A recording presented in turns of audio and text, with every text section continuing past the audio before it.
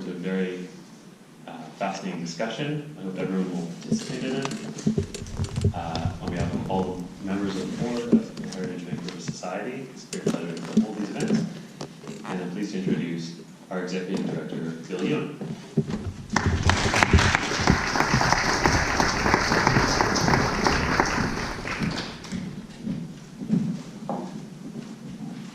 Hi, thanks for coming over tonight. I hope you enjoy the talk. What's the use of heritage? Most of you will be quite familiar with the preservation aspect of heritage, saving buildings. So that's commonly thought to be heritage. So actually, there's a lot of other uses for heritage, and we'd like to get everyone, and even ourselves, to think more deeply about that and to think more critically about that. That's why we hold these discussions to talk about how heritage can be used in ways beyond what's commonly thought, but also to use it to serve the range of things that still are wonderful about the city. One reason why this is important is because we will be having a citywide plan. And hopefully we'll be looking at everything in relation to the whole. Another reason why this is important is because there is starting to be real demands for additional ways to how heritage is to be approached. There's more real demands on how heritage needs to be relevant, and some of the things we'll be talking about tonight. So the use that we're speaking about tonight is using heritage to reshape local areas. We often see this use when we shift from looking at heritage from an object-focused way of thinking about heritage to a landscape way of thinking about heritage.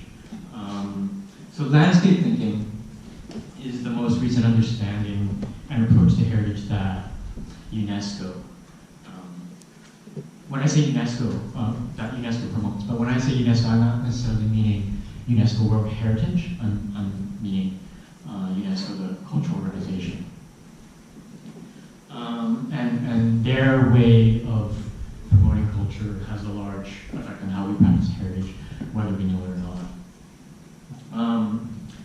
So traditionally, heritage has been very site-focused, and it emphasizes a great deal the qualities of a building.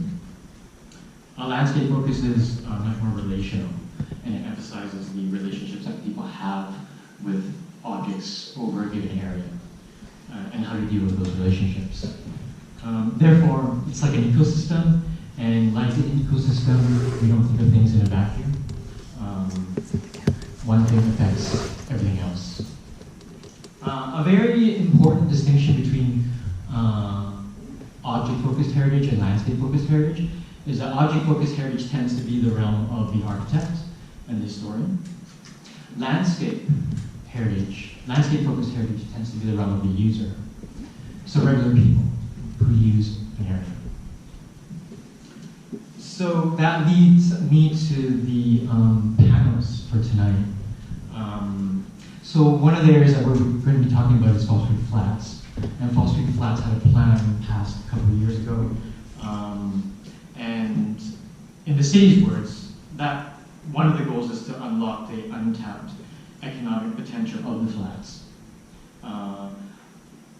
One significant feature of that plan is going to be a new St. Paul's Hospital next to the Pacific Central Railway Station. And that's going to be the anchor of something they call the Health Hub.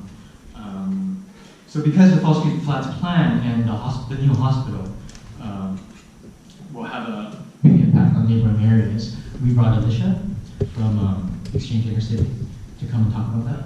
And we'll learn more from her. She works for Exchange Intercity, and it's a community backbone organization for community economic development work. And they do a lot of work in Vancouver's Intercity on retail gentrification, local resident leadership, and community benefit agreements, which she'll talk about later too. There are a large number of artist spaces and studios in Fall Street Flats, which are supportive of artistic and cultural life across the city. how well will the Falls Creek Flats plan respect and strengthen this distinctive feature of the city? We'll have Ilya. He's president of the Arts Factory Society at 281 Industrial Avenue. He's going to talk about that. We have Belle from the City of Vancouver, social cultural planner with the Chinatown transformation team. Chinatown is undergoing planning based on what seems to be a different approach. They're using terms like living heritage and intangible heritage. So it looks to be a culture-led approach, which is what is current best practice. And so we're going to have her speak about that. And then lastly, we have Ajay from Punjabi Market. While Chinatown has undergone a lot of significant planning efforts over an extensive period of time, there hasn't been as much city focus on Punjabi Market. Although I hear that there's considerable interest in some appropriate form of neighborhood revitalization. And so Ajay will talk to us about that. So on that note, I want to ask the panelists to come up on stage, and then we'll start the talk.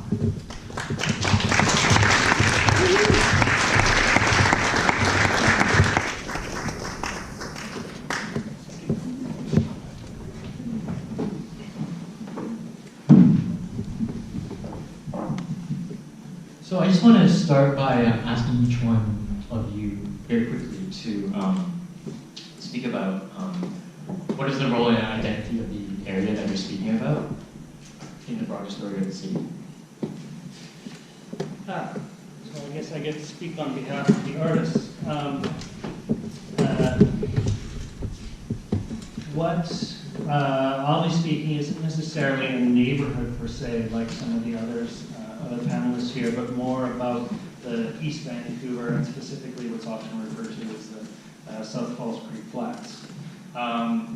There's historically and significantly, there's a large disproportionate percentage of the artists, arts organizations, studios in the Falls Creek Flats, and this has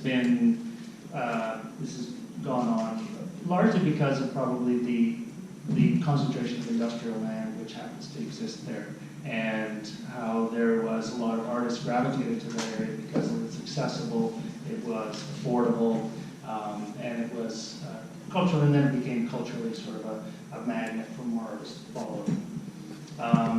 We're also, one of the things that we're seeing right now is a large amount of gentrification and redevelopment, and the pressures that are being put on this area is starting to really threaten that community throughout the Falls Creek Flats.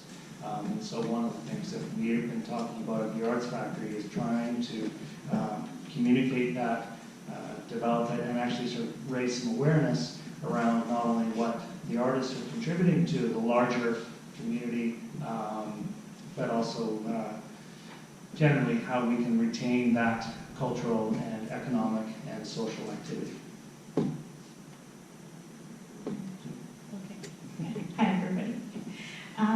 So Chinatown in Vancouver, in a lot of ways, I think needs no introduction, but also in a lot of ways does, because I think there is a lot of, it stands for and represents a lot of things about this city's history that up until very recently was not talked about. So Chinatown's identity lies in its history and its cultural heritage, but I think for most people in this room and also I think across Vancouver is about kind of the stories that Chinatown represents and a particular way of life for a lot of people through history, but also today.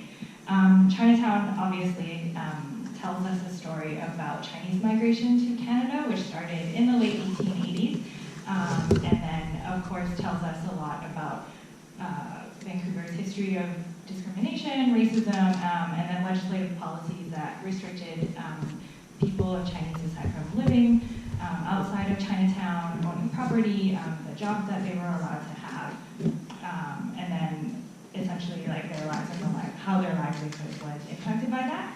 But also, ultimately, Chinatown is a story about a neighborhood, very different, I think, to what Ilya was just speaking about, but a neighborhood that still sits in its original place. Chinatown in Vancouver is one of the few Chinatowns in North America that remains where it has always been.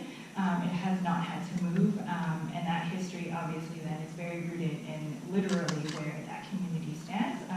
And it's a history of racism, discrimination, but also resiliency, success for the people and their livelihoods. But this particular history, while is a very, I think, strong marker for Chinatown, and its history is not unlike the history that a lot of non-white communities in Vancouver and Canada have faced. Yes, thank you so much, Bill and Heritage Vancouver, for inviting us all to have this discussion. It's very timely in terms of what we're hearing already from these two other panels of our changing city, and it makes me think of like who is the city for, and who are we becoming, and what values do we have? Do we value artists? Do we value different communities? What do we want to keep and hold? And I think that rings true for the Punjabi Market community, and I'm just very honored here to have a contingent from the community here, and it's really nice to have the elders here and the youth here and my family members here to also provide some sort of feedback to the panel and the discussion. You know, Punjabi Market, has anyone gone to Punjabi Market? Just a hands raised. Oh really? Great! Normally when I ask that, the newcomers, like the new people who moved here, it's like nobody even knows where it is. So, you know, in the 90s, everyone knew where it was. But nowadays, people don't know. And I think that's a really telling story of what's the future of Vancouver and what is our role and our identity is to hold something of the past and honor the past and also bring it forward to a future where we all want to, you know, live together harmoniously, work from, and live and play together and learn from one another. And I think that's the future of our city is how do we do that and not have different enclaves based on racism, based on strength of one community or one class, or having artists pushed out, or having Punjabi community pushed out, or the Chinese community pushed out. So I think that's a big topic for me is like how do we protect some of those assets from the past, but also bring it forward and fashion forward or food forward and think about what we want to look for in the next 50 years or 100 years of our city. Especially like Bill and Michael were saying, there's a citywide plan happening, and we know housing is a big issue, and so is commercial space. As a small example, a building just came up on 49th and Main. So this is Punjabi Market for those that didn't raise their hands. It's an economic area of like 6 blocks around 49th and Main. At the high time, there was 300 shops, and it was the go-to place from around the world for South Asian community to come that were not living in South Asia to purchase their goods, whether it's clothing, food, jewelry, you name it, they would come to this area. And so now we're at a position where there's a new development on the corner on Main and 49th, and no offense to them, but I think that's where there's more discussion needs to be had around who is this neighborhood for, what kind of businesses come in. There's a local merchant called Roots Cafe. Her name is Ethel. She's Filipino. She runs this amazing bakery and coffee shop. Right across from it, on 49th and Main, that just opened a week ago, is a Tim Hortons. And you can see the difference now in her business. And for her, she's been running this shop and she bought it from an old merchant and building up a clientele, and it's changing very fast. And she's losing a lot of business within the last week also. So she's now having to really change the gears. And the same thing happened when Superstore came in on Marine Drive, and I'm talking about thanks, Bill. And Marine Drive, there was the Superstore that came in I think 90s something? I don't know. The Superstore on Marine Drive, maybe 80s. So that changed all the... 85 yeah, around the 85. So there were like 12 grocery shops in the area that were locally owned, and the Superstore took half of the business away. So a lot of the grocery stores had to change how it worked and what they offered based on this big company that came in.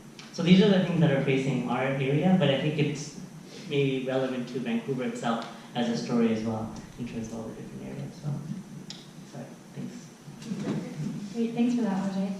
Hello, everyone. So I'm going to speak a little bit about the downtown east side area and surrounding inner city neighborhoods. I think when we think of the downtown east side, probably the first thing that comes to people's mind for the most part is that it is known as one of the poorest postal codes in Canada. But on the other hand, if you've been in the downtown east side, lived, worked, or interacted, or just been involved in some way or form, you'll understand that the downtown east side is a rich community with people coming from all different backgrounds, with a ton of experience in life, from falling on hard times to maybe living privileged lives and being able to share those stories, share resources, and support one another. The downtown east side is also a space where there's a hub of social service provisions. There is single room occupancy hotels, and there's also, when we think about heritage and sort of cultural assets and maybe that landscape view of heritage, there's buildings like the Carnegie Community Center, or there's the Ovaltine Cafe. These types of buildings are buildings that have been staying there for many years. One of them has heritage designation, and they serve the community. They provide programming and space to connect, and the Ovaltine provides affordable food and is, a landmark in the neighborhood that people from all around the world know and come to see. And so there's different things that are available on the downtown side that we can identify with or have connection to. And I think that that's kind of what we're all talking about here on the panel, is that each neighborhood has its own identity and roles, and has different services and heritage type buildings available to it that we use for different reasons. But there's a need for some of those spaces to maintain and to sustain what's there, the assets that are there, so that we don't lose what is affordable, what's accessible, what's inclusive of all of us and everybody who's interacting with that neighborhood or that community.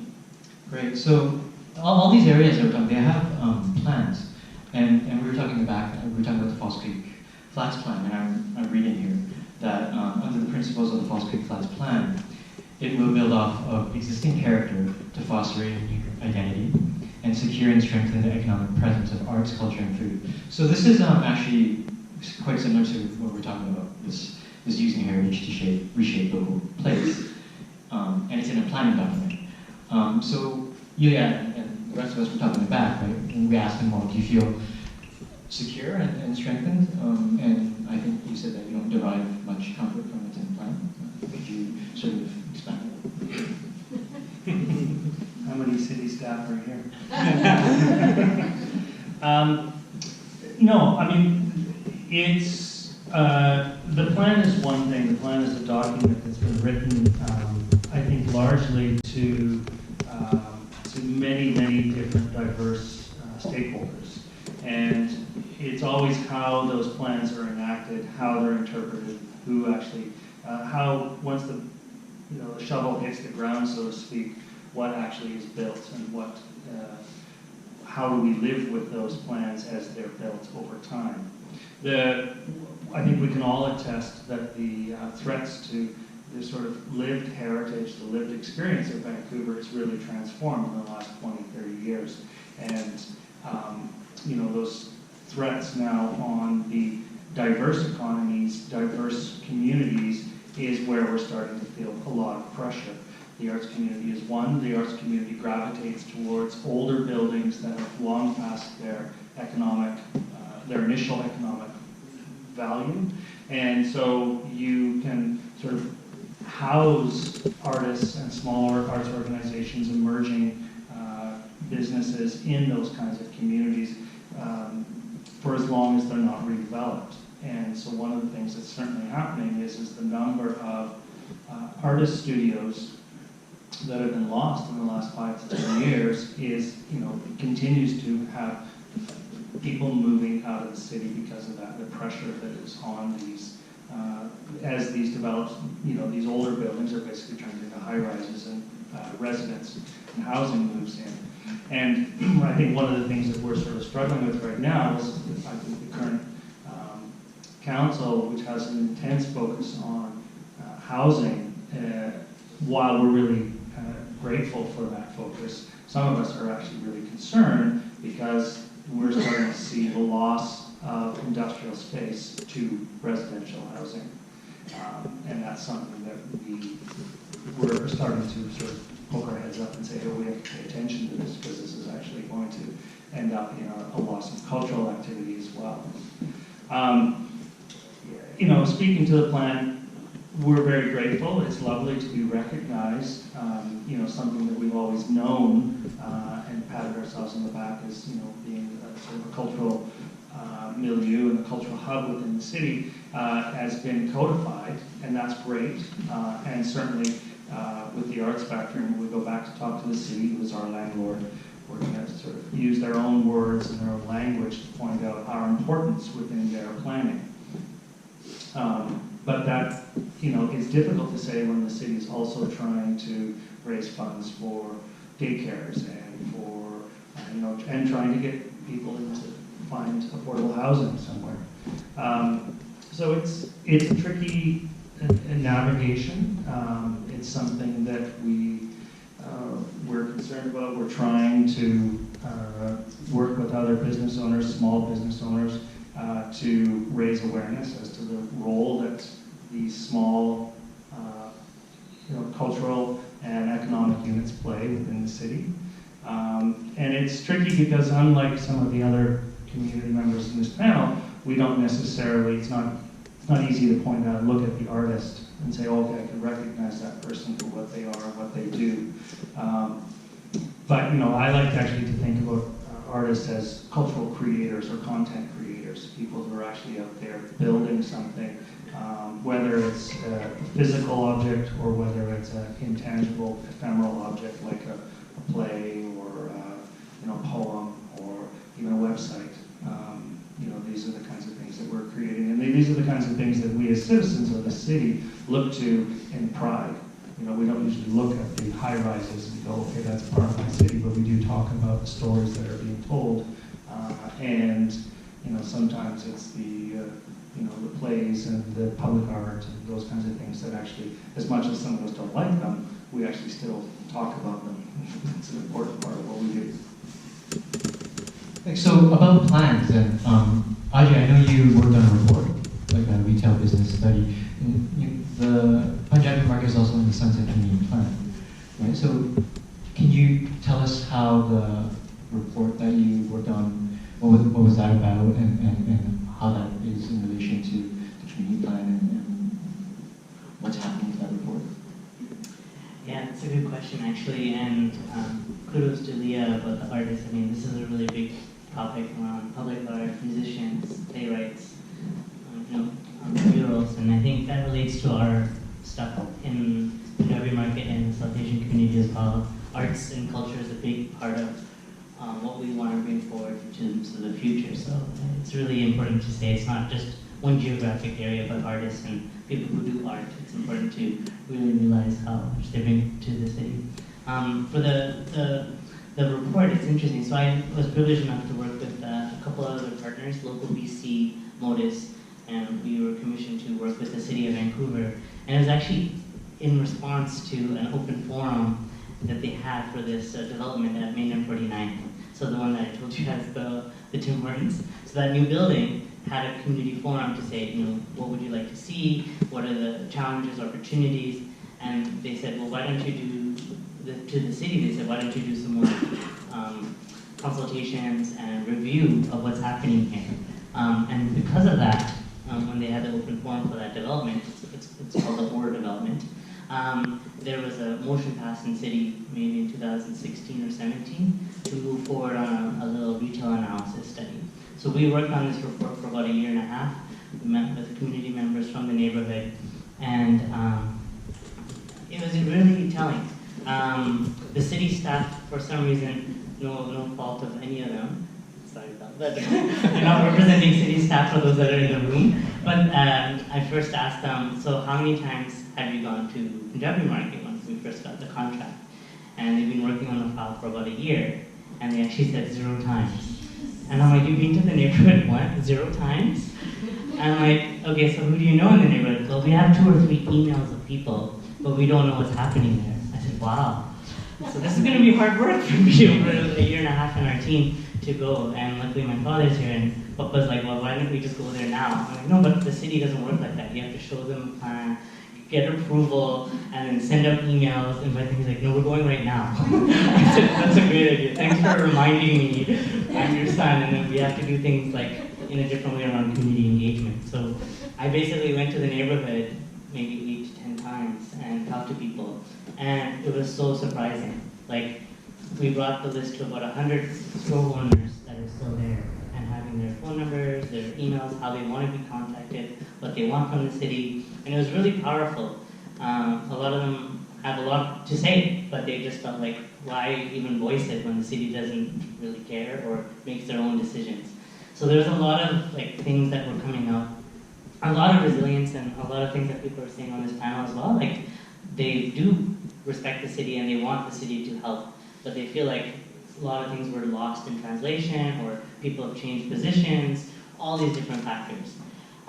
So the beauty of the report is it's another vehicle to talk to decision makers at city to say, here's what's happening in the neighborhood, here's what people want, and it's now up to you, city council and city staff, to move with this. And they did, which was great. So in February of last year, from that report and from what they've heard from the community, they committed to a 5-year or a long-term area management plan, a statement of significance, to understand the tangible and intangible assets of the area, what can be protected and what can be moved forward.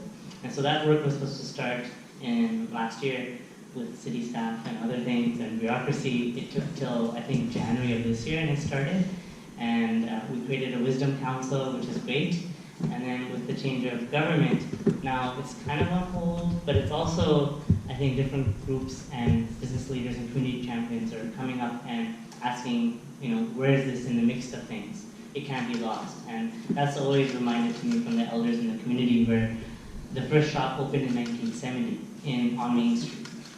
And it was such a clear, and then, like I said, it went to 300 shops, real shops, not just stalls, running their business, 24 jewelry shops, and over 30 grocery stores, fashion stores.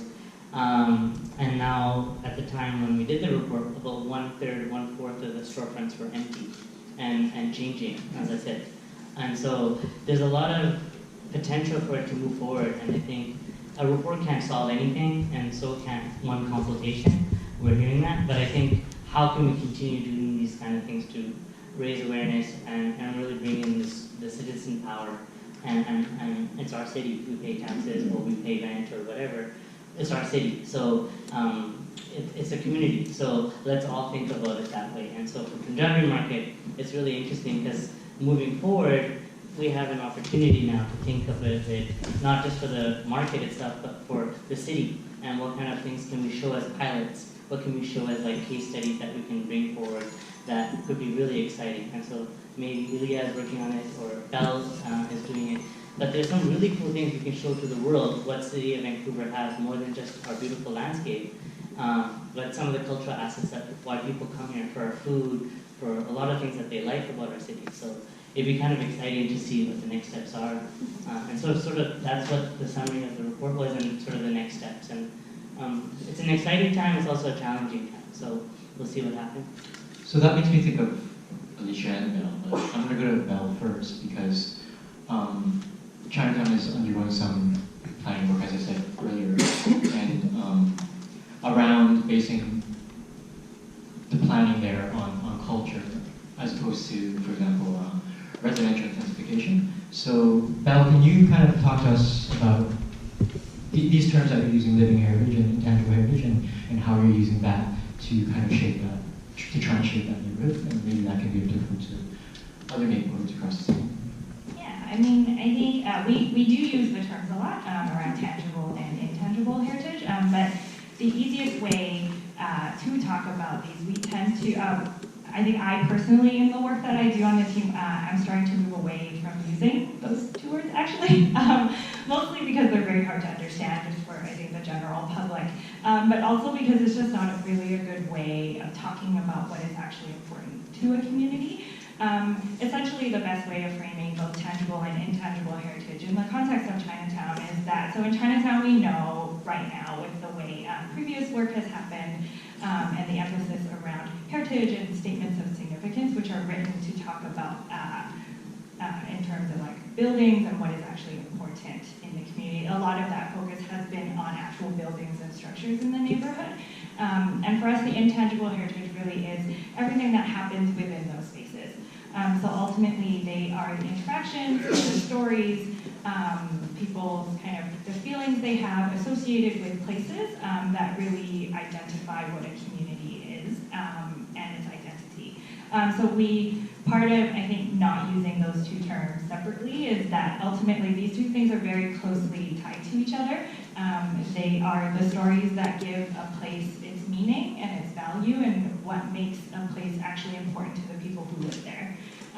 That can be many things. I think it's easy in some ways for us to understand it when we're talking about cultural neighborhoods like Chinatown. It's easy to see. I think as this conversation evolves, it might be harder to think about examples that might be important around intangible heritage. Say, as the city embarks on Broadway plan, for example, which I know you've already started thinking about.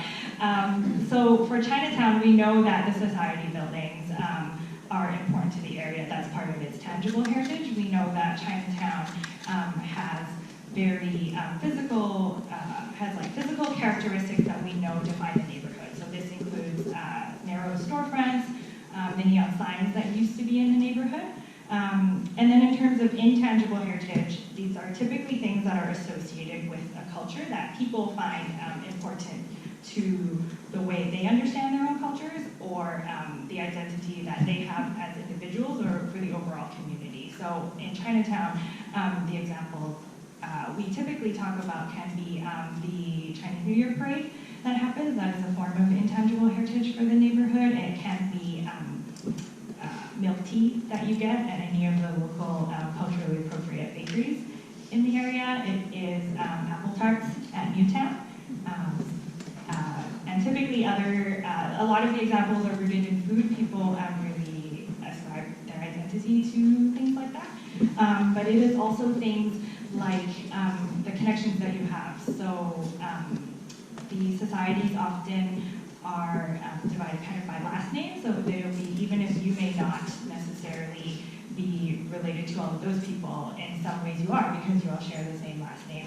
It is coming to the neighborhood with your family for dim sum every weekend. It is hearing language in the neighborhood. So for Chinatown, that is Cantonese, which is southern dialect in China. And specifically for Chinatown, it also includes village dialects like Toshanese or Hakka, which are really tied to the history of migration that Chinatown has. So I would say we do, and as I've just done it, we do identify these things separately as tangible and intangible heritage, but ultimately what it comes down to is that both of these things are very interrelated and really make up the core of an identity for the neighborhood, and that's what we're working towards, I would say, like reinforcing and reiterating for Chinatown. I love the Chinese buns at Newtown, so thanks, you got me excited. But I just wanted to just build on that, so and you might probably want to speak, but I just, before I forget, that's how my brain works. But tangible and tangible, or like living history and like a physical building. For instance, in Chinatown or in Punjabi Market, I don't think there's a group that wants just a museum that shows what it was, and that's it. So people go and say, here's an area that used to be alive and now it's dead and there's nothing left. I think the living, active history is still alive, and I think it's not to say we want the old, but we want to bring some of that. And so it could be a new version of the Chinese New Parade in Punjabi Market. It would be the Vaisakhi Parade, right? So is it going to continue for 100 years as it is? We don't know. The next generation can continue it in different ways, and so is other things. So I think just having a museum or just a monument or just a statue won't do just justice to some of the stories. And at the same time, how do we keep it active and living so the new generation get excited so they can come back and work interculturally or work in different ways with different artists and bring in new energy into the area. I think that's the exciting part of like our city and like looking at our neighborhoods and our areas and our communities and how do we work together to bring living history so it isn't just like ghost towns of like old history in a museum. Yeah, I think when we talk about the cultures for areas, I think it's important to, at least I think I've spoken to some of you about this, but I think it goes beyond like ethnic cultural traditions. There's certain ways of behaving. So for example, maybe at the Art Society, there's cooperation when you share the space, so that forms sort of a culture. Or I know when we did the Falls Creek South talk last year, what struck me was that the people that showed up from Falls Creek South, there seemed to be this really very pro-social behavior, very other regarding sort of way of thinking and really caring about civic issues. I think that, downtown East Side, there's also a culture probably there that not many people know about because we focus on certain things there. I think, Alicia, I want to ask you now, because maybe it will tie into the community benefits agreement matter, but you're seeking this community benefits agreement. Can you sort of explain what that is and concisely and why you and people you're working with are seeking this agreement? Sure, yeah. So the City of Vancouver passed a community benefit agreement policy in October 2018 with the previous council. And so now this new council is working on figuring out how to implement that. But what is important to note is that the City of Vancouver is actually the first city in Canada to pass the CBA policy. So we're becoming a flagship for Canada to really show what can be done with this policy. But what does the policy actually mean?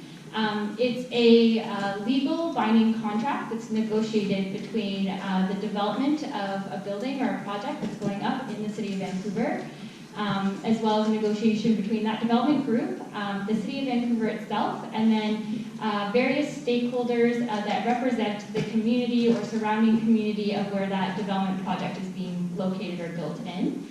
And the reason for the contract is that if a building is over 485,000 square feet, or that's about 4,500 meters squared, the city has then mandated that that building project have to go through a community benefit agreement process. And the process itself, the mandate for that is that the development group needs to meet minimum targets of 10% local social hiring, as well as 10% local social procurement or buying of goods, services, etc., through all phases of a development project. And when we think about the phases of a development project, that's even before the project is like shovels in the ground is being built, but it's the design, it's the meetings about what would this development look like, why is it important to have it in this space, what should we keep in mind in considerations of the environmental sustainability of the location of where this is going, and also the community impact of the location of this development project. So all that design and all the information and engagement that needs to happen around that, the CBA asks that the development group and community and city meet these 10% minimum targets of social and local hiring and social and local procurement. And then the next phase from there is the actual building phase of the development project. And again, 10% is the minimum targets to be met for those workforce development and procurement. And then lastly, it's the actual operation of the building through its lifespan, and that the community benefit agreement continue to be looked at and reviewed and adapted as the building operates, and seeing where there's different opportunities for us to continue to create a diversification in our workforce labor, and using the talents and knowledge that the community has to share within that operation of that building, and to build capacity of small businesses and maintain heritage of spaces and cultural assets, and build capacity of social enterprises to meet the demands of the social, cultural, and local procurement targets.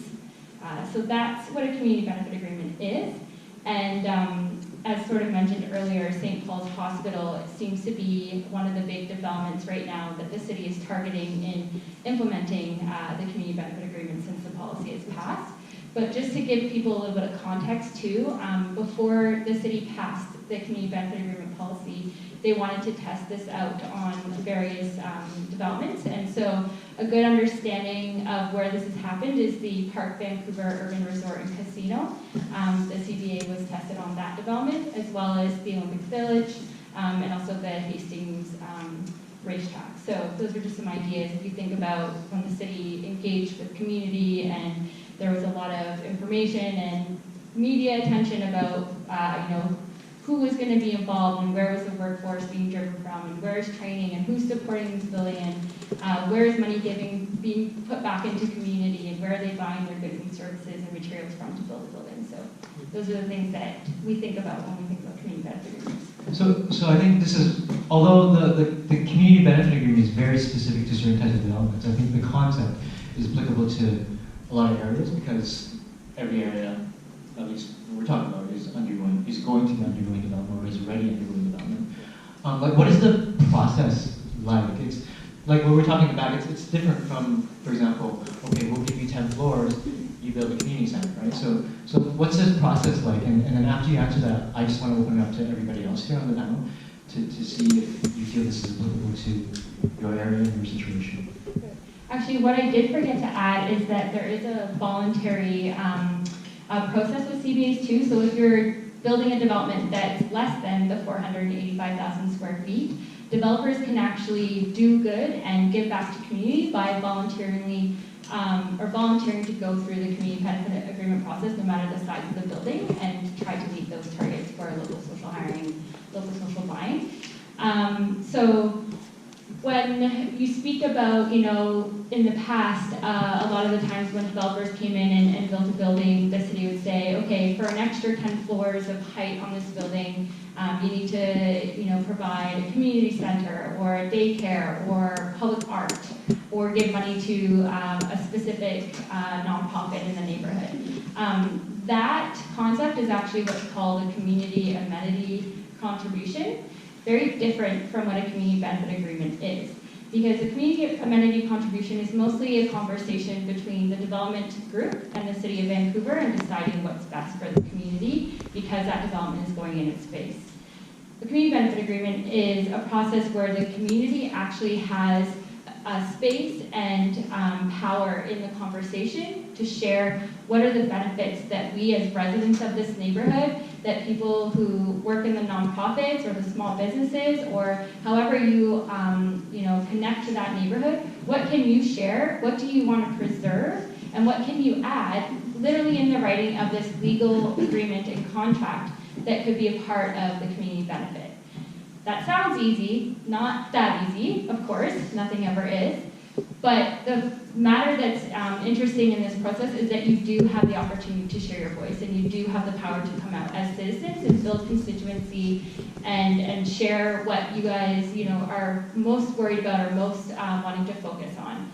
So, for example, in the downtown east side, when we think about community benefit agreements, we see this as an opportunity for more workforce development and diversification of the workforce and training. So, how can we ensure that some of the robust social enterprise communities that we have in the downtown east side have access to being some of the groups that these developers buy their goods and services from? So, for example, if they're building an office building needs supplies, it needs coffee because we all run on coffee. It needs someone to clean the building and to maintain the building.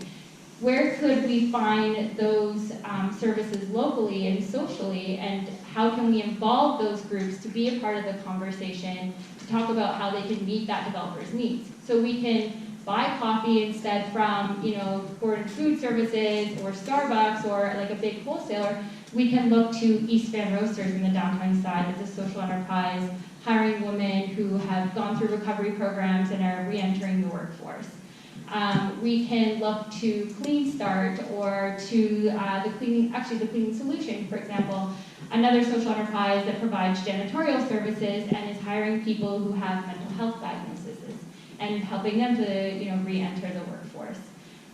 So we start to think about, let's get these different groups of people in the room, but also as residents, let's open up engagement, let's have conversations with the city, with the developer, let's have large public forums, and let's begin to share what our ideas are and share what we could see as opportunities that help uplift and build capacity of our community, while also maintaining the important aspects of heritage and cultural assets that we don't want to lose because this development is coming into place and could potentially displace buildings, increase lease rates on commercial rate units, or increase their lease on rents and property taxes and displace people. So it's being able to have a space where we can have that conversation with everyone and have power in the room to share what does the community benefit look like for this community around this development. and how can we work to negotiate, you know, that's something that makes all of us happy.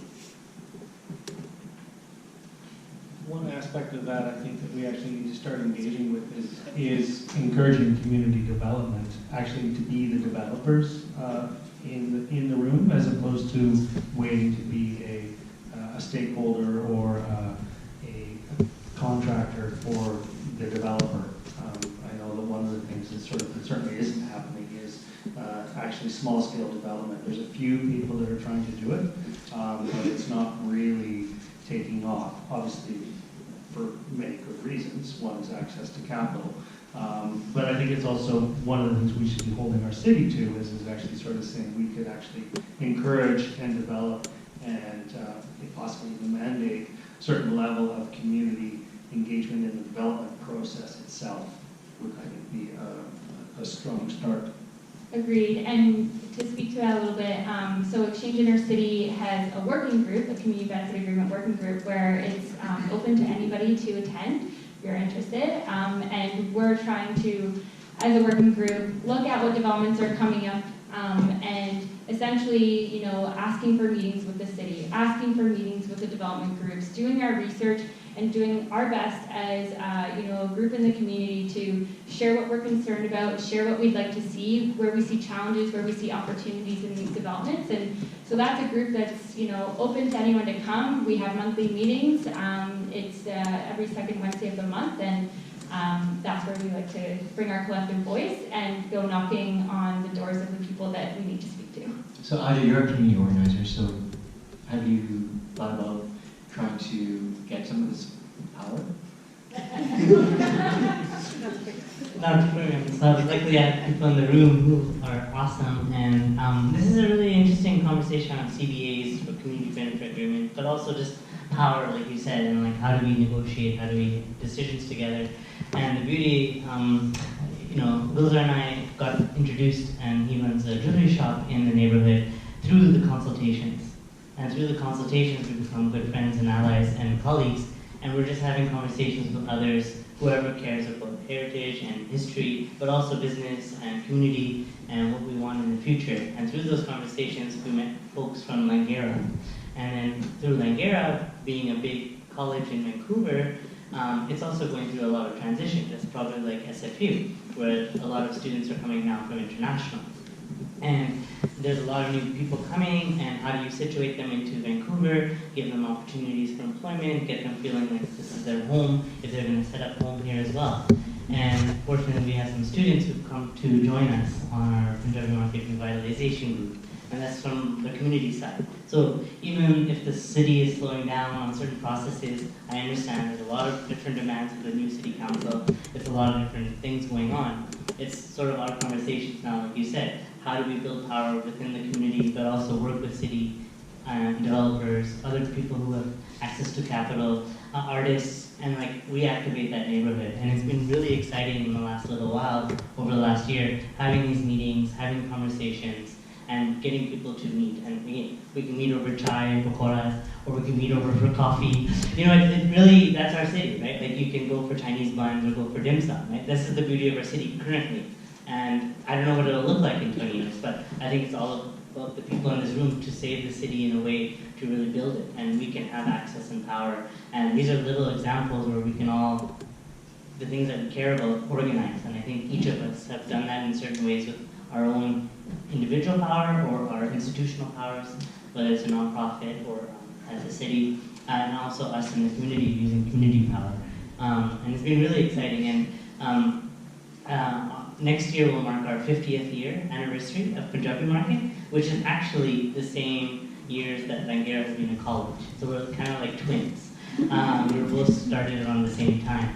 And they're doing their 49th on 49th Avenue celebrations this year on June 15th. And then we're thinking of doing, we've been talking about this, I don't know what it will become, it's up to our group, but 50 years on 50th Avenue. And so it's really exciting, and like we're trying to do it from the community side. And luckily the city and other partners are coming forward now because they see the excitement. And it's like a mutual sharing of power. And again, at any time problems can happen. And as an example, I can tell you things that have happened in the past, and Uncle and others in the room can tell you too, but in 2008, there was a huge commitment for an India Gate. So sort of like Chinatown's gates, to welcome people to the area and to say, here's an iconic area, you're going to be coming in, we welcome you. You know, I thought in the future we could have like marble on the streets, more color, all these things. Anyways, there's all these commitments from the city of Vancouver, the province, and the federal government. So they got photos, they got people's votes, they got people excited. It was going to cost $3 million. They said, hey, you as the community, can you raise some other portion of the money of it? We'll do the rest. The community did, they organized, and then the other partners, the city, the province, and the feds dropped off. And so there's no India Gate. And that was in 2008. The other small little thing, you know, Science World, if you know the SkyTrain stop, it's called Science World Chinatown. And there's a stop at 49th and Canby, and it's called Langara. And at the time, TransLink and the partners promised it would be called Langara/Punjabi Market. And that was dropped. So there's all these stories in the past. I can go on for hours, but I won't.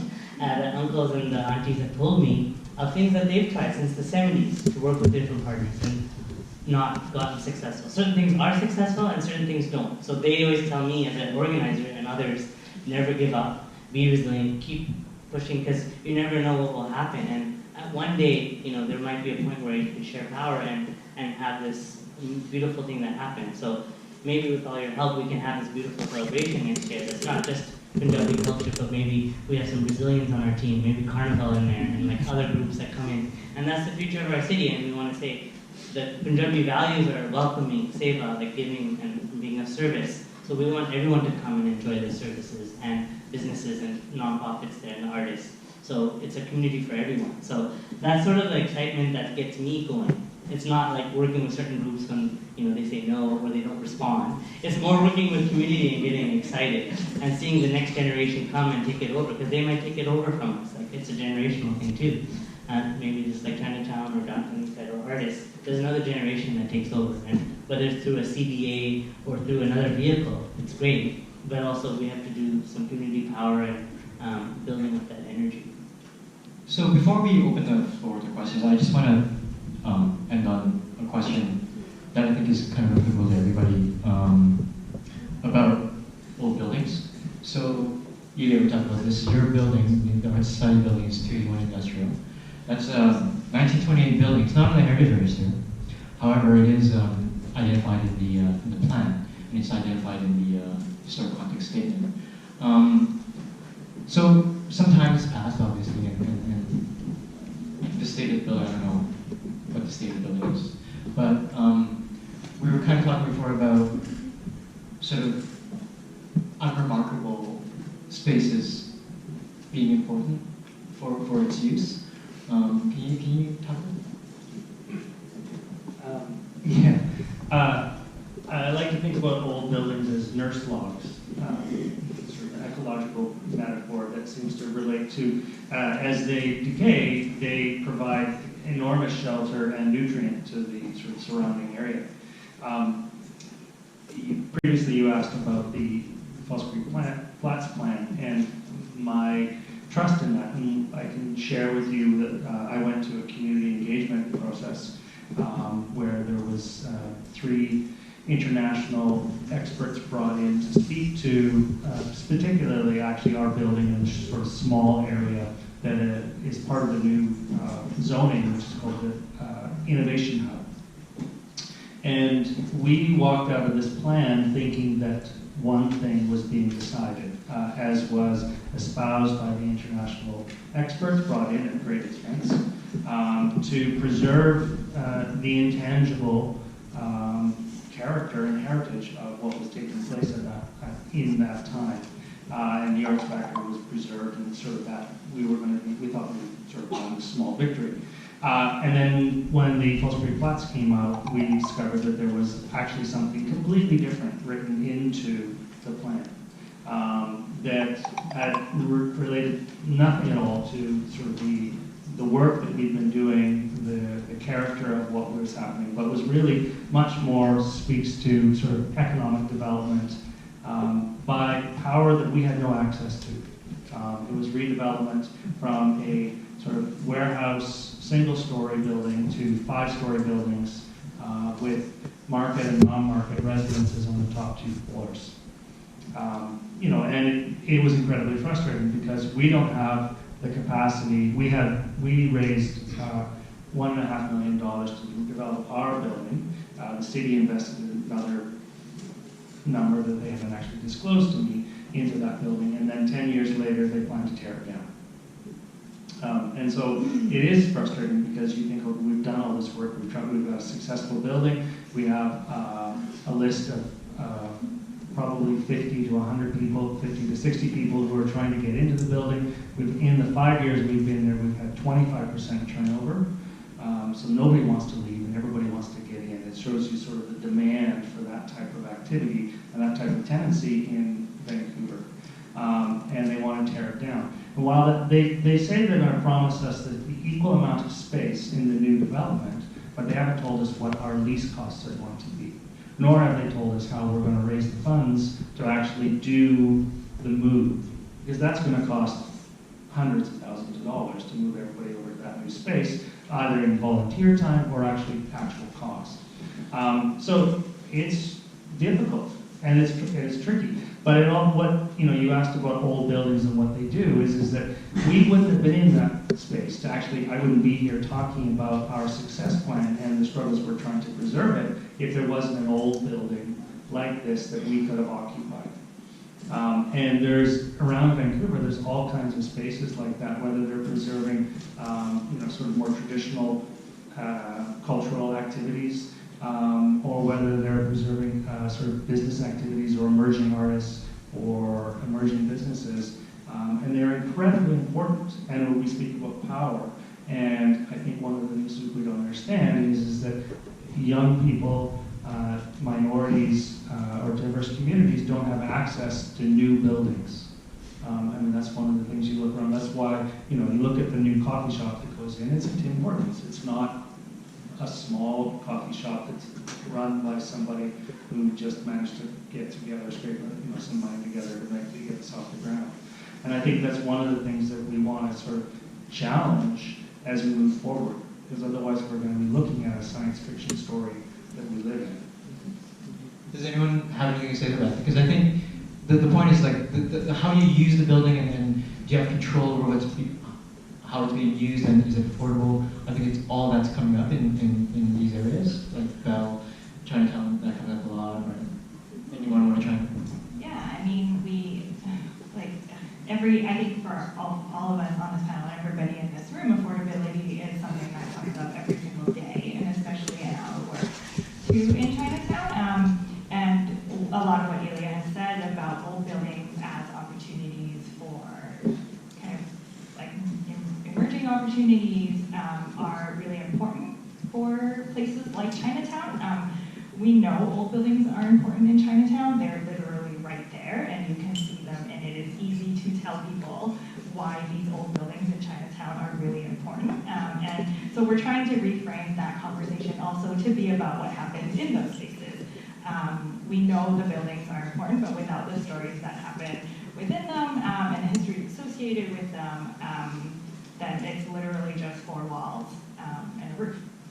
And so our focus is really on what can happen in those buildings, how we can support those activities so that it contributes to what the community values is important to the neighborhood. Very similar to, Alicia, what you were talking about community benefit and things that people have identified as important. In Chinatown, we're not operating under a community benefit agreement, but our work is about working with the community in the same way, bringing the many different communities within Chinatown together to help support what a vision for Chinatown could be, one of which involves the old buildings, but certainly is not, I would say, maybe the most important thing. Could I ask you a question? It's our first time meeting you in Bell.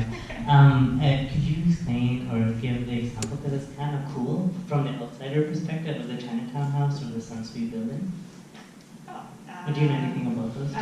Yeah, so our city team also has a site office in Chinatown House. So Chinatown House is located at 188 East Pender. It used to be the Van City Bank. It is now a co-working space that houses the Chinatown Transformation Team has an office in there where we hold open office hours. We almost always have a staff person there, essentially so that we can be responsive to the community. People can come in and find us, but we also hold other events in and around the community, some which happens in that space.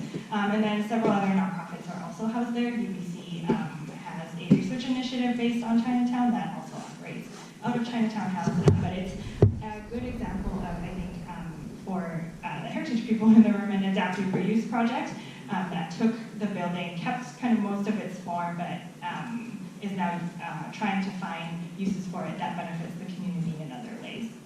And then I think your second example is it the Samoa Center? I do not remember the address for the Samoa Center, but I know there's a couple people here in the room who are based there. Bill, one of them. What's the address? 268 Keeper? Maybe. Yeah.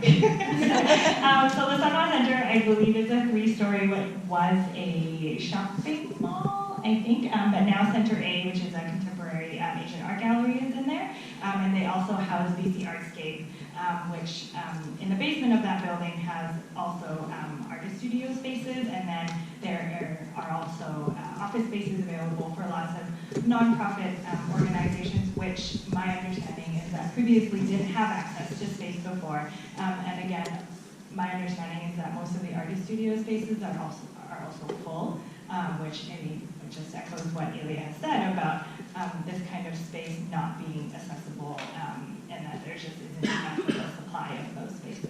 Yeah, we wouldn't be able to afford anything otherwise. And we share our space too. So anyways, thanks for that. I want to open the floor to questions. So then there's two mics on two sides and we'll just alternate. And if you can ask your question or and then we'll get to your answers.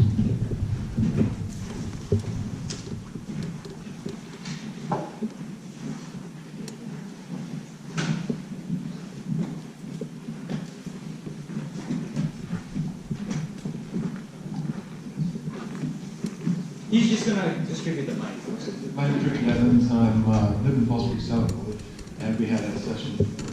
Hi, Richard. Hi. Great panel in putting this together. I congratulate you for that. One thing that heartens me about this is that I belong to a community group called Replan, which is incredibly similar to the work that you do in your communities. And what's striking me is how similar our stories are. And the one thing that I've learned over the years of doing this kind of work, and we're all advocates when you come right down to it, is that everybody wants to be in the communities that we have. Everybody wants to be in Chinatown. Everybody wants to go in the culture hall, etc. And I'm wondering about now, where I've gotten on the story, is the economic basis that created the communities that you're in. You inhabited buildings that were affordable. 49th and Main at the time, at the beginning of the day, probably had good rents, etc., and supported and nurtured. Same with Chinatown back in the day. Had the same kind of fertile ground for these communities to come and inhabit them in a similar way to mine.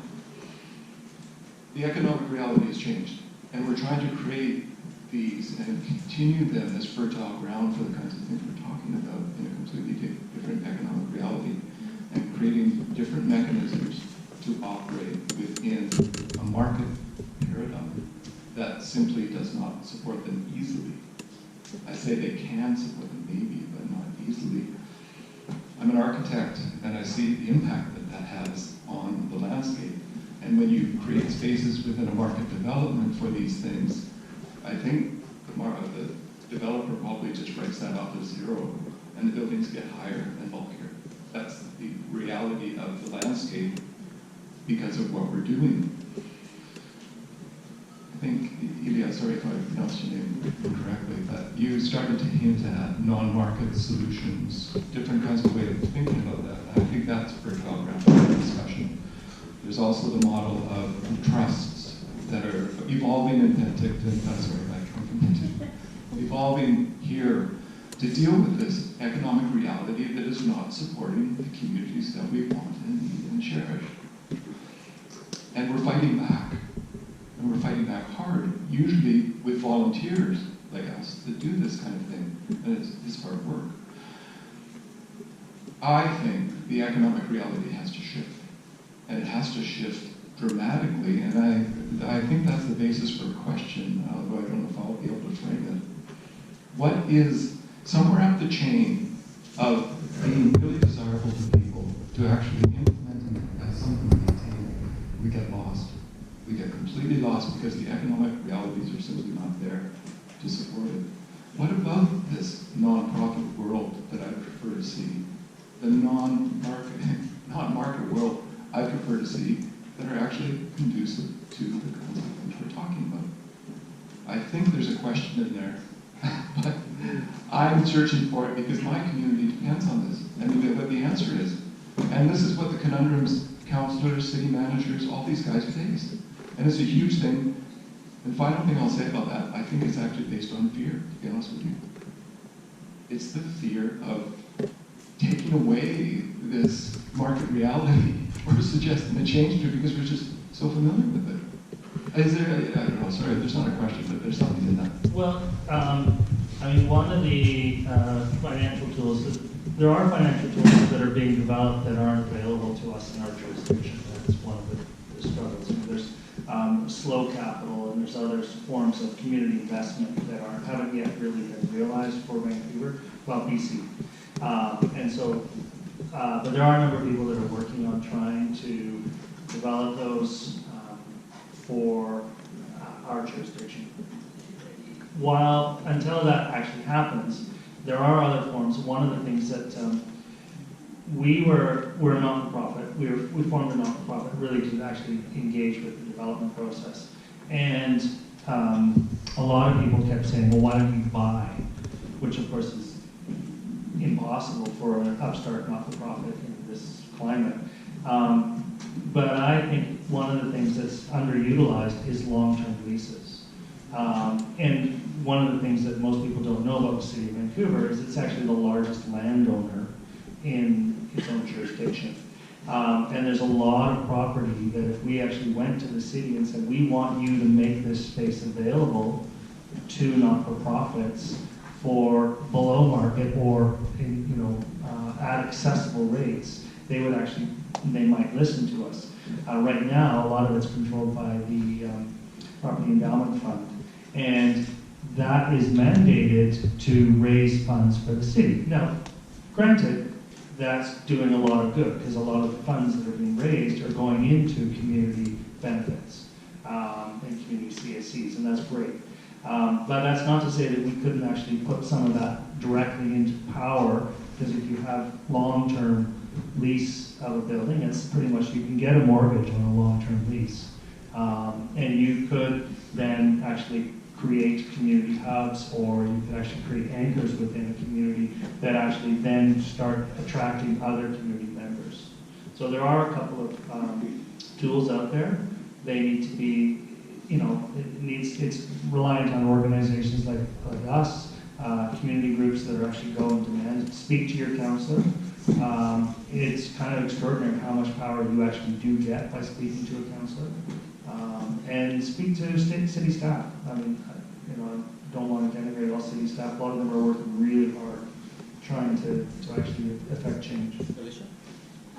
Speaking of the city lands and the property endowment fund, the city right now, I'm not sure if many people are aware, but it's definitely something that's publicly available to anybody, is that the city right now is under review of its employment lands for looking at like a 30-year focus of what can be done with those employment lands. And those employment lands make up some of the industrial area around Strathcona and some of the neighborhoods around Wall Street Flats that Ilya was speaking to, and also make up some of the property endowment fund that supports bringing some revenue to the city to support community events and other things. But it's important that people, as residents and as members of the city, keep an eye on the community engagement that comes around those employment lands, being a part of the consultation on what does a 30-year plan look like for those lands, and start, if you agree with what Ilya is saying about, long-term lease or those sorts of ideas, these are the spaces and public engagement sessions that you'll want to bring that information up and start thinking about how do we use the revenue from those lands in a way that has, you know, negotiations with community to identify specific needs per neighborhood. You know, how can we use some of that revenue to support and maintain or sustain heritage and cultural assets or buildings that have stories that we don't want to lose, that are affordable and accessible to our neighborhood. So that is available. There are meetings and engagements that are happening around that, so keep your eye out for that public employment land engagement session. That's it. Hi, everyone. Thanks for putting this on. I think this was a really fun conversation. As someone who was a trained urban planner and now a community organizer, I think this is something that I think a lot about, and I think this is a really important conversation. My question is for Belle, and I think we were having that conversation about like intangible heritage and heritage as a concept. I think, you know, we probably all agree in this room that heritage includes people, right? And I think that's a contradiction that we often face in Chinatown where, you know, are we building a community or like a museum of sorts, or are we protecting the residents that live there? One example that I can think of is where oftentimes improvements can displace residents is like the bike lane, right? Bike lanes are great, we love bike lanes, but oftentimes it brings white hipsters into the neighborhood. What are ways in which we can use that framework of heritage to protect long-time residents? How can we partner with them? And I'm curious, from your perspective as a planner, what are those tools that we can use? That was a lot. And I think I'll preface my response also by sharing that I am not a planner by training. My background comes from the arts, and I actually used to work with Delia a long time ago. So my background is firmly actually in the performing arts. So I think I bring also a different perspective to what we're trying to do in Chinatown. And I think everything you were saying about heritage being about people is really the entire kind of like body of what we're actually trying to do in Chinatown. In some ways, I think it is very frustrating for the communities that we work with within Chinatown. There's been a lot of conversations around Chinatown. There have been a lot of consultations in Chinatown. There have been plans for Chinatown. And in some ways, I am certain for the communities, it feels like we are not doing enough because we can see what the issues facing Chinatown are. We know what the challenges are because it is a reality for so many people who live and work in that neighborhood. But right now, the work we're doing, so we're embarking on a process right now of mapping all of our cultural assets in Chinatown and essentially creating an inventory of everything that we hear is valuable to the community in Chinatown. So this includes buildings, it includes people's stories, their memories, food, festivals, all of the things that I had mentioned previously. And our goal of creating this inventory is to really put an emphasis on how to understand Chinatown as a place. So we know it is a place, obviously, of buildings, which are very important, but we also know it is a place that people value for the experiences, the connections that they have, whether it's for themselves, their families, their histories. We know it's also about traditions, stories, opportunity. And in doing this work around the inventory, we're trying to create a cohesive understanding of Chinatown that includes all of the input from the many communities that make up Chinatown, all of the previous work that has been done, research experts, consultants, historians, and the previous work that has also been done at the city to bring it all together to then, with the community, we can say, okay, how are we going to move forward from here? That inventory informs what we are creating. We're calling it a cultural heritage asset management plan, but basically it is a long-term plan for Chinatown, similar to what Alicia was talking about in terms of a long-term plan for the downtown east side. And this plan, the intent of what we're trying to do is to then focus it on people, what people in the community have identified as important, and then to then determine what we are going to do next. So in some ways I think that answers your question, but also doesn't answer your question. But ultimately what we're trying to do is to be able to clearly articulate then what is important to all of the different communities in Chinatown, so then we can decide on what to do next, both as a city, but also as a community too. Okay, this is just a follow-up question. Oh yeah, sorry. Good evening. My name is Naldi Sidhu from Punjabi Market. I think it's a step forward to bring the dialogue among the different areas of a beautiful city, Vancouver. And Vancouver has a lot to offer as far as the heritage is concerned, because Punjabi Market is one of the area which always neglected, but somehow we can regenerate it. That's what the dialogue we have between Gulu and Ade and other group. And we have a study done at the February, and then we're looking forward that some of that will be implemented sometime. And the Punjabi Market, if you look at the historic point of view, is the only one outside India that has been recognized by the city and the province and federal government. Although a lot of people don't know because the awareness was not given to the Vancouverites and British Columbians. And tourism Vancouver can play a lot of role in that one. Artistic point of view, Elliot, I don't know if you can chip in what we can do to save the artistic point in the Punjabi Market. We have a lot of old photos from old buildings. Now it's changed quite a bit. And 1993, it has been recognized as a Punjabi Market as the point in Vancouver. We recognize the other areas like Chinatown, the Japanese town, Greektown, and downtown, the East area. We have, have a conversation before. The city of Vancouver and the province can create some kind of tourism hub for all these areas when the people come from across the country or even international conversations are here.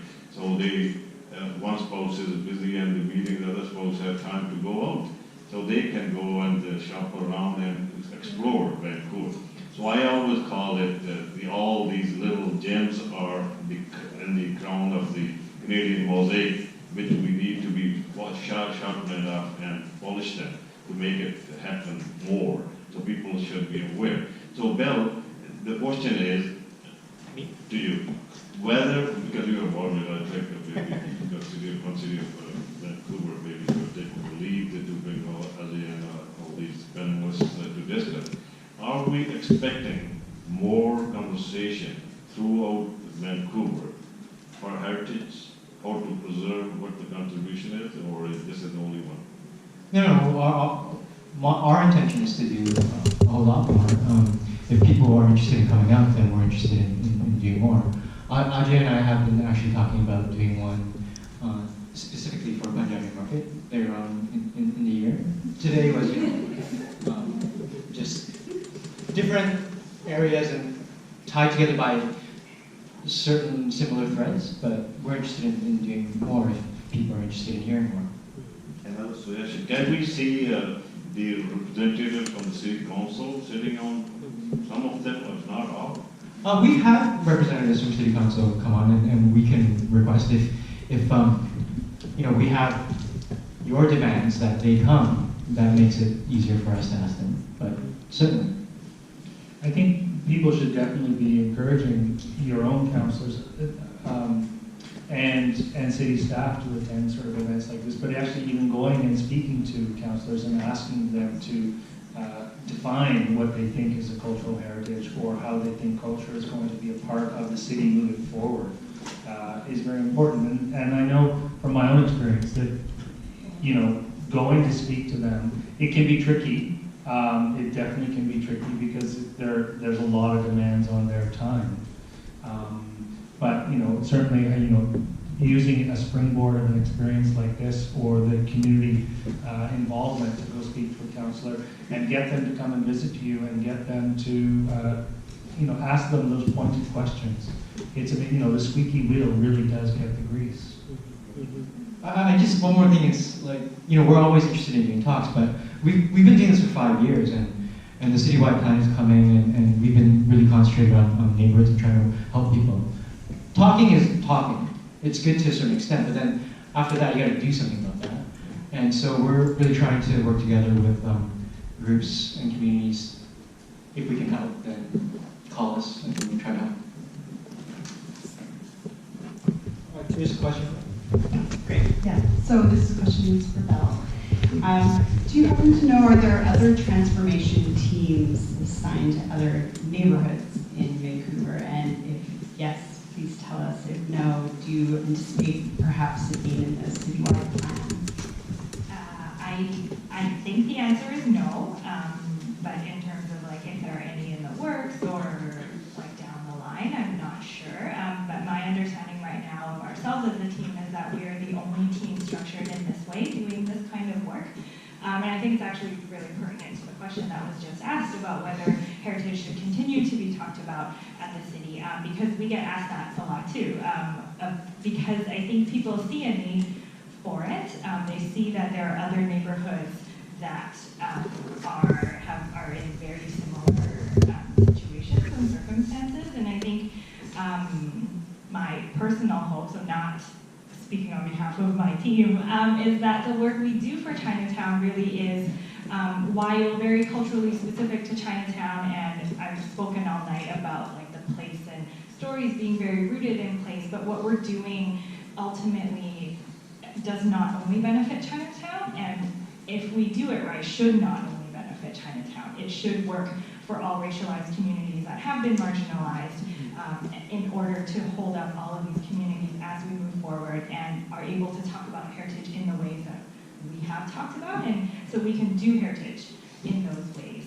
I think often we're a relatively large team. We're a team of 7, and it is very new for the city, I think, to even be looking at a neighborhood like this. Our team is fully bilingual. Everybody speaks English, and then most of us speak Cantonese, and then also several of us also speak Mandarin.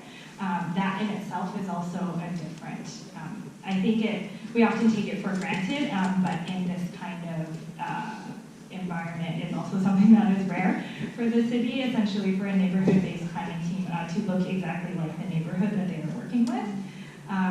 So I think, sorry, I can't remember the second half of your question, but I think ultimately, I think it is important for the city to continue doing work in this way, and we have certainly heard that it is not only a need, and as we continue to work with the community, I think it changes the way we work with communities, the ways we think about working with them, even if it just comes down to language, or the way you address different community groups, how you address different demographics, age class as well.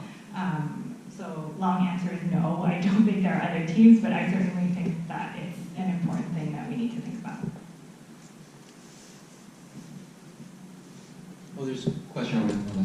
Hi, I just wanted to say thank you for your work you do. Thank you for doing this conversation today. My question has to do with what I'm thinking about in terms of shaping Vancouver and heritage. And when I think of shaping Vancouver, I think of how Vancouver was shaped, which is through processes of colonization. And my question has to do with acknowledging and honoring the heritages that have come before our own. I know like most of us are in this room probably are here through efforts of colonization as well.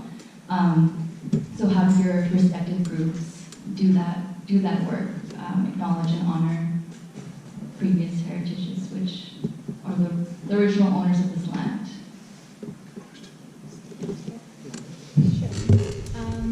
So, I mean, first of all, with Exchange Intercity, reconciliation is one of our principles and values of our organization. And so in all of the work that we do, we're always acknowledging, of course, the land that we're working and coming together on, and knowing that it's unceded territory of the Squamish, Tsleil-Waututh, and Musqueam people. But we're also an inclusive group that is inviting anybody and everybody that connects with the land, the community, and the space to join Exchange Intercity, come out to our working groups, come out to our community engagement events, and so we're sharing that information with other communities. Sometimes it's Aboriginal focused or Indigenous focused community groups. We're sharing our information so that they can come and be involved with what we're doing, and we go to where they're doing it and hear what their needs are and be able to work in partnership together.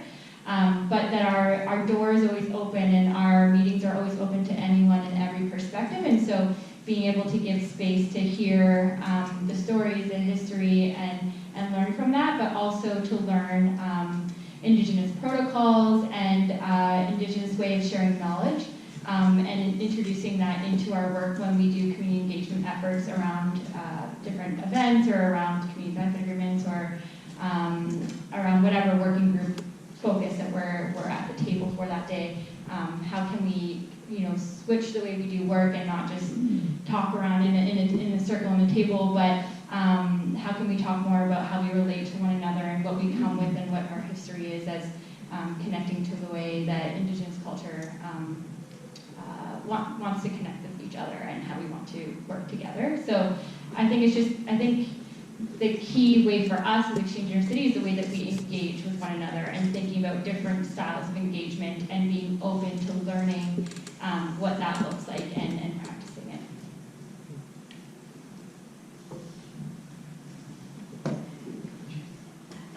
This is great, Alicia, and just to follow up that, I think it is around going deeper in that. So I think how do we, each of us in the room, think about it, and with the people that we have, our decision makers, how do we go beyond tokenism? How do we go beyond just representation? And how do you go beyond things like just song and dance? And I think that's the key that you're trying to say. We're trying to figure it out. We might be failing in some parts, but we're also trying to build relations and share power. And I think with the stewards of the land, especially on unceded territories that are stolen and were colonized, and being colonized this year, especially as a person of color settler, it's really important to honor those histories. So I appreciate that question. And I think each of us with our institutions and individual are doing that work. And for us, for instance, in Punjabi Market, one of the things I could share is that Indian Summer Festival, if you haven't checked it out, do check it out. It's fantastic. It's in the first 2 weeks of July, Indian Summer Festival. You'll get blown away. They partnered with the Punjabi Market and brought in 2 artists. And they're part of their work of the Indian Summer Festival. Indian meaning South Asian, background, not Indigenous, is to do decolonization work. So it's in a play, double Indian work. So the organizer, I wasn't involved in it, but they brought Susan Point, who's Musqueam, as an artist, a phenomenal artist. If you haven't seen her work, is internationally world renowned. Her work is also at the art gallery many times. You can see it. Was partnered with a South Asian artist, Urjit Sen. And basically they painted 2 banners, which you can go now, and they're up right now. And they showcase the work that Suzanne Point did, which was to say people gather, and people gather when there's food. And so Suzanne Point showed the Musqueam area, this Punjabi Market, made in 49 all the way to Marine, was a gathering place for the community to get fish, salmon. And so it shows the 3 rivers all coming together. And if anyone knows not Punjabi, Punjab means 5 rivers. So it's actually a play on that. So Punjab and the Punjabi culture has come from 5 rivers of agriculture. Many people are farmers back in the day. And so Suzanne Point used that in her art to showcase that on the banner. And then Urgent Sen showed sort of the textiles and how textiles are a big thing in the South Asian community and this market. So as a small token, again, it's just art, but it has profound ramifications to do more. And we're trying to look at, I think Leah was talking about leasehold lands from the city. Well, you've just heard probably in the media, certain lands are given back to the Musqueam, Tsleil-Waututh, and the Squamish nations. And it's like, how do we do that now? How do we do it in such a way that reconciles some of these problematic histories and all of us moving forward in a way that makes sense? And these are really, really powerful questions. The replant person and is it Nat? No, it's not Nat. I think Nat's question on displacement. Like, the viaducts went up and displaced the black community. They had a physical, geographical location. They were displaced. The viaducts go up, those people moved up, and they don't have a place. Indigenous communities, they have one Aboriginal Friendship Center. And they're all complaining, why do we have one Friendship Center? You know, we're such different nations here. There's like over 200 nations in BC, right? And so when these viaducts go down, which is the plan, what comes next? Do we continue the colonization approach of planning, engagement, and building? Or do we actually have a conversation on land trust or giving back the land to indigenous communities? Or how do we steward this land differently so everyone can access it, no matter their race, class, or whatever their backgrounds are, they can come and access this space. So these are really important questions on heritage and our future of our city, and it's like, kudos to Bill to bring us all together, because I think he was talking about action. How much more, Sidhu and Cole said, can we do talking, right? We need more actions. Like, things happen when people gather, so hopefully people in this room, you guys are all powerful, and I'm sure doing great work. If you guys connect, things can happen. And the small little tangible example is that I met Will Tao through some of this work. We had these engagement consultations with the city, and then things didn't move forward. Like I was saying with the report that we wrote, and I talked to one of the city councilors. I said, talk to your city councilors. They responded, like, why didn't you talk to the chair of the Cultural Communities Advisory Council that represents the city and the citizens? And the chair was Will Tao. And we never met before, and we started talking. And he said, this is great. Why don't we host our first meeting ever, the Cultural Community Advisory Council to the City of Vancouver, outside of City Hall, into a neighborhood. And we held that meeting in September, and over 60 people came. Maybe because of the elections too, some of the politicians came to get votes. But they were listening. And the next day I got a call from city staff.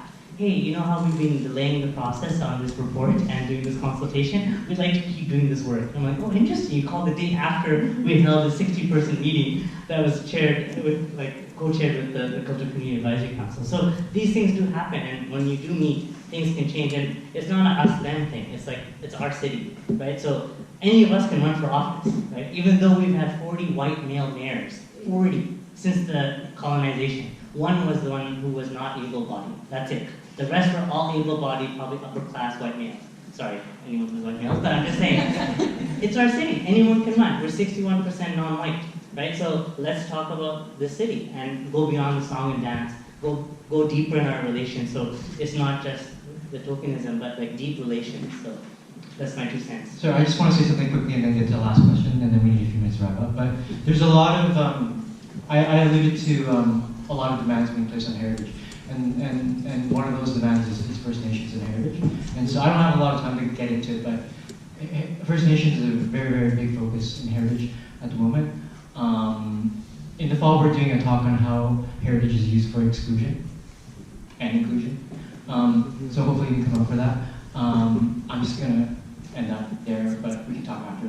I just want to get to the last question, and then we need a few minutes to wrap up. Sure. What a fabulous group of panelists you put together, and what a wonderful discussion and conversation. There's so much that you're all talking about, which is very exciting. I did have a question, but I don't think I want to be the last question on that, so I just want to just pass back enthusiasm and excitement for what you're doing. I find it interesting that the 4 panelists are representing what we might call marginalized communities, and so people without power. But there was the conversation, there was the acknowledgement that yes, let's find that power, and it's, I think it comes from us and not from the politicians or the government. They changed, the report came in and now there's a new power. So it comes from us and each one sharing and communicating so that Ajay, you use the word enclave, so I'm very interested in the next one where you talk about that heritage is used for exclusion, like, you know, oh, it's over there, and you can only stay over there, and this is Chinatown, and it's only over there. Now you want to preserve it and respect it, but I also like hearing what you're talking about in terms of coming together and sharing, and the collaboration, and the sharing of the culture that you were just telling us about these banners. So I just want to pass back my enthusiasm to you for all that you're doing, so thank you.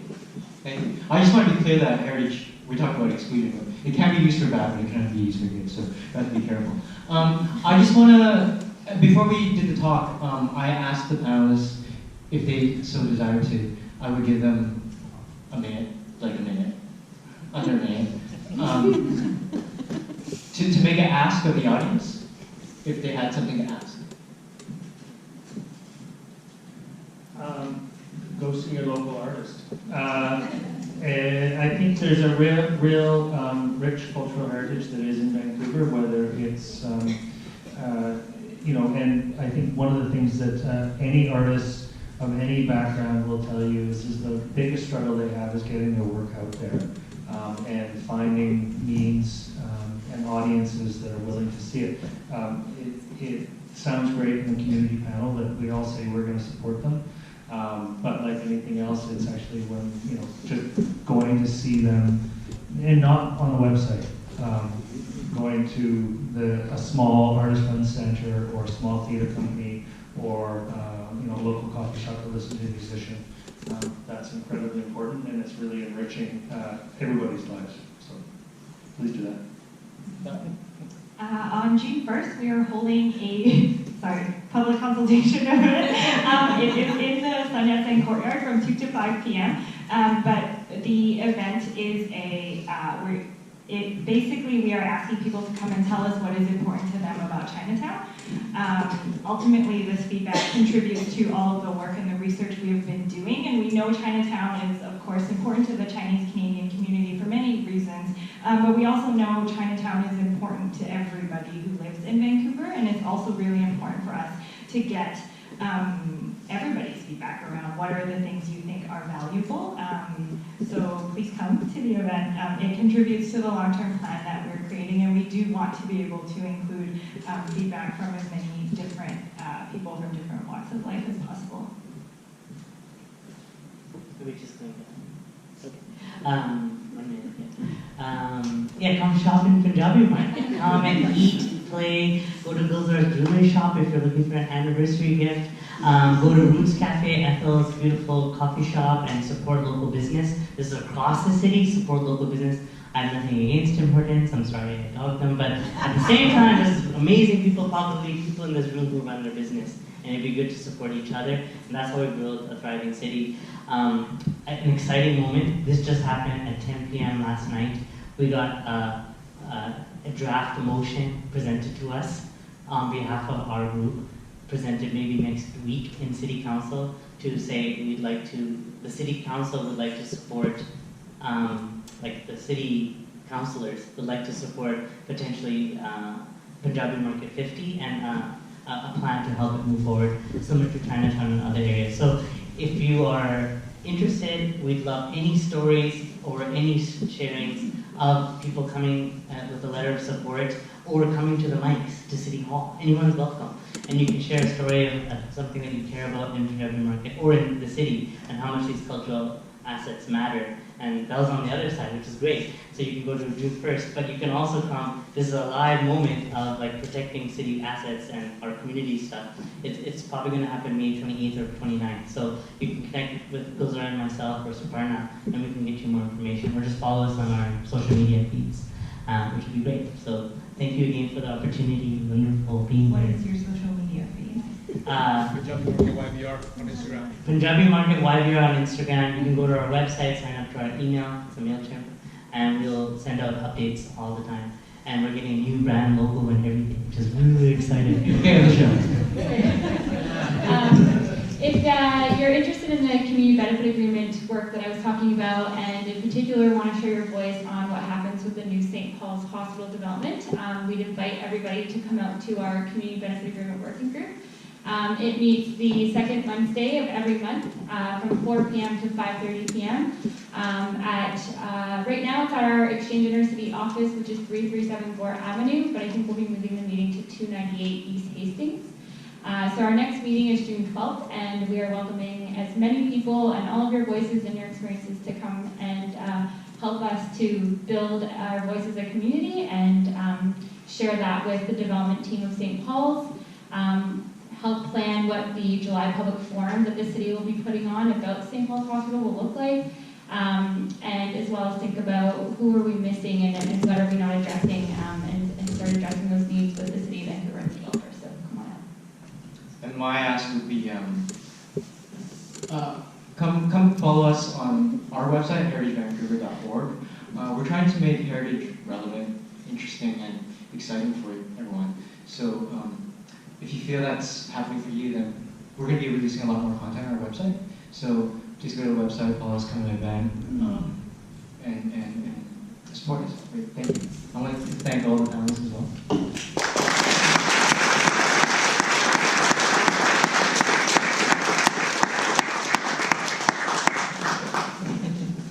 Thank you, and good night. It's a video. I'm not sure what you actually do. It seems like this camera's going to be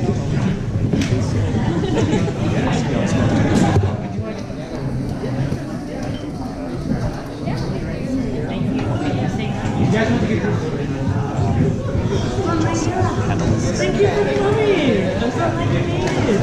It's so hard for people to make time. Busy schedule. Can we just get a quick shot of it? I'm so glad you made it. You should try to film it. Sure. Yeah. I think this is adequate. Can you say by the nap?